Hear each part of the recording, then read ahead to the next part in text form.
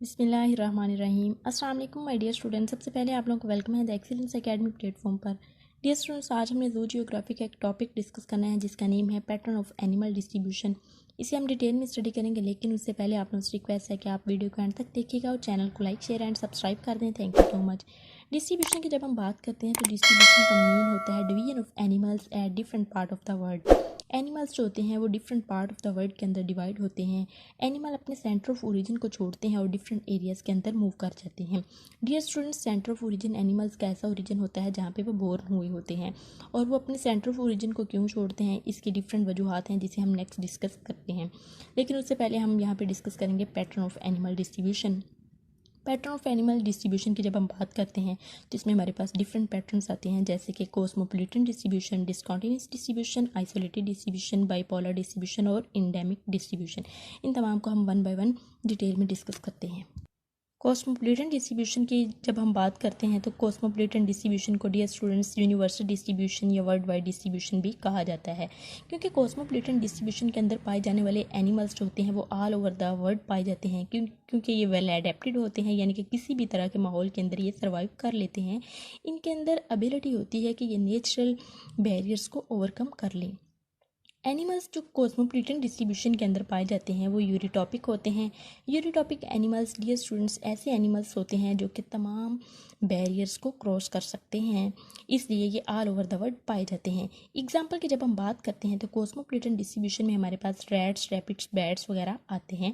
डिस्कंटिन्यूअस distribution की अब हमने बात करनी है तो डिस्कंटिन्यूअस डिस्ट्रीब्यूशन में क्लोजली रिलेटेड स्पीशीज जो होती हैं वो वाइडली सेपरेटेड एरिया में पाई जाती हैं, लेकिन सेम कॉन्टिनेंटल रेंज में 1000 माइल्स अवे होती हैं एक दूसरे से। इसकी बेस्ट एग्जांपल हमारे पास लंग फिशेस हैं। डियर स्टूडेंट्स, लंग फिशेस में हमारे पास ये प्रोटोप्टेरस आते हैं, लेपिडोसेरीन आती है और न्यूसिराटोडस आती हैं।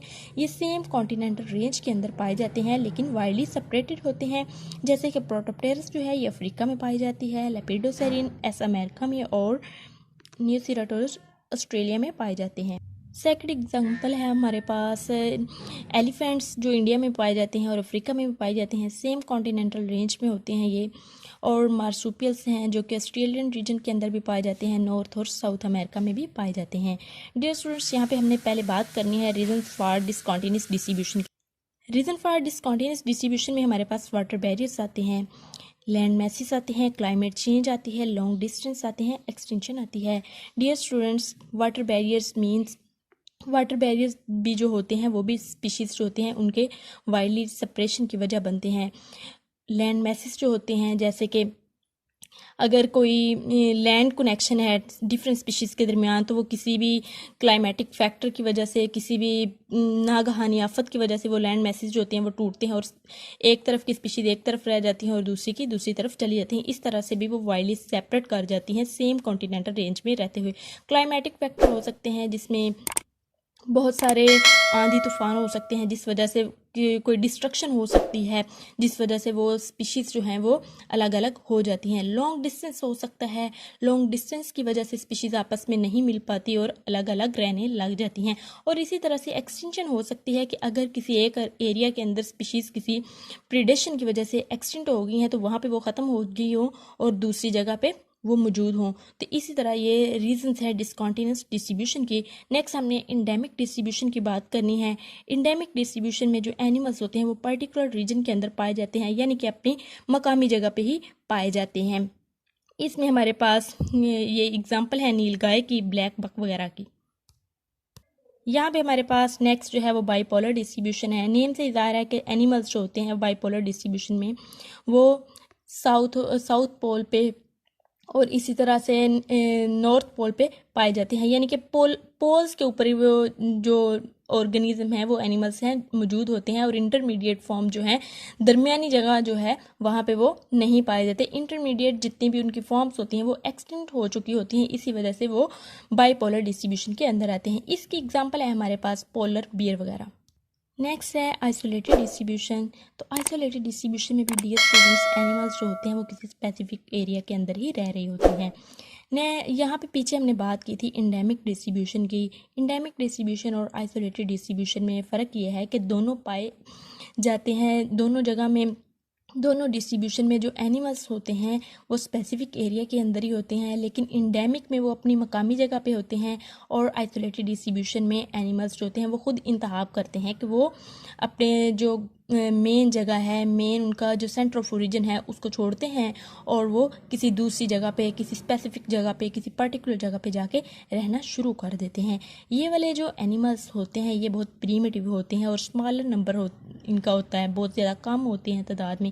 इसी वजह से ये कोई एक ग्रुप जाता है और वो अपना सेंटर ऑफ ओरिजिन छोड़ के कहीं और पे रहने लग जाता है जहाँ पे उसे इन्वायरमेंट बहुत ज़्यादा सूटेबल मिल रहा होता है। इसी वजह से वो फिर अपने सेंटर ऑफ ओरिजिन को छोड़ देते हैं। और ये जो आइसोलेटेड डिस्ट्रीब्यूशन के अंदर पाए जाने में वाले एनिमल्स होते हैं, इनकी जो मेन रीज़न होती है वो यही होती है कि ये अपना सर्वाइवल रेट बढ़ाने के लिए किसी एक ऐसे स्पेसिफिक एरिया को चूज़ करते हैं जहाँ पे प्रीडेशन का इनको ख़तरा बहुत कम होता है, और वो अपना सेंटर ऑफ ओरिजिन छोड़ते हैं अगर उन्हें वहाँ से कोई इस तरह से प्रीडेशन वगैरह के ख़तरात लाहक होते हैं। तो इसमें हमारे पास एग्जांपल आती है मार्सुपियल्स की, जो कि ऑस्ट्रेलिया के अंदर पाए जाते हैं। ये आइसोलेटेड डिस्ट्रीब्यूशन को शो करते हैं। अब हमने रीज़न फॉर डिस्ट्रीब्यूशन को डिस्कस करना है कि क्यों एनिमल्स जो होते हैं वो अपने सेंटर ऑफ ओरिजिन को छोड़ के डिफरेंट एरियाज़ में रहने लग जाते हैं। तो इसकी सबसे पहली जो यहाँ पे वजह लिखी गई है वो ब्रोकन लैंड कनेक्शन है, कि लैंड जो है अगर वो उसके अंदर कोई ब्रेकेज आ जाता है, लैंड ब्रेक हो जाती है किसी जल्जले की वजह से या किसी अदर फैक्टर की वजह से, तो एक तरफ के एनिमल्स जो होते हैं वो एक साइड पे रह जाते हैं और दूसरी तरफ के दूसरी साइड पे रह जाते हैं। वो बैरियर्स आ जाते हैं दरमियान, वो क्रॉस नहीं कर सकते और इसी वजह से वो फिर अलग अलग हो जाते हैं। उनको अपना सेंटर ऑफ ओरिजिन ना चाहते हुए भी छोड़ना पड़ता है। जैसे कि एशिया और साउथ अमेरिका की इसमें एग्जाम्पल आ जाती है। ब्रोकन लैंड कनेक्शन, बहुत सारे एनिमल्स जो हैं वो एशिया में पाए जाते हैं, साउथ अमेरिका में नहीं है, और इसी तरह से साउथ अमेरिका में पाए जाने वाले एशिया में नहीं है।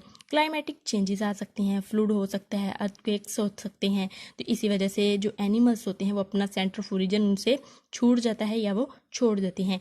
और इसकी थर्ड रीज़न जो है वो प्रीडेशन है।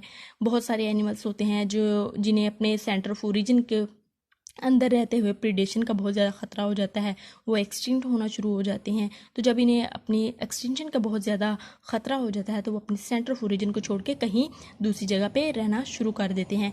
और इसी तरह पे फूड शॉर्टेज हो सकता है कि फूड शॉर्टेज अगर सेंटर ऑफ ओरिजिन पे किसी फैक्टर की वजह से फूड शॉर्टेज हो गया है, जो खुराक वो खा रहे हैं वो उन्हें नहीं मिल पा रही, तो वो फिर अपने उस जो सेंटर ऑफ ओरिजिन है उसको छोड़ते हैं और किसी दूसरी जगह पे रहना स्टार्ट कर देते हैं। तो ये था डियर स्टूडेंट्स हमारा आज का लेक्चर। होप सो आपको समझ आया होगा। काइंडली आप चैनल को लाइक, शेयर एंड सब्सक्राइब करें and stay connected for more videos. Thank you so much. अल्लाह हाफिज़।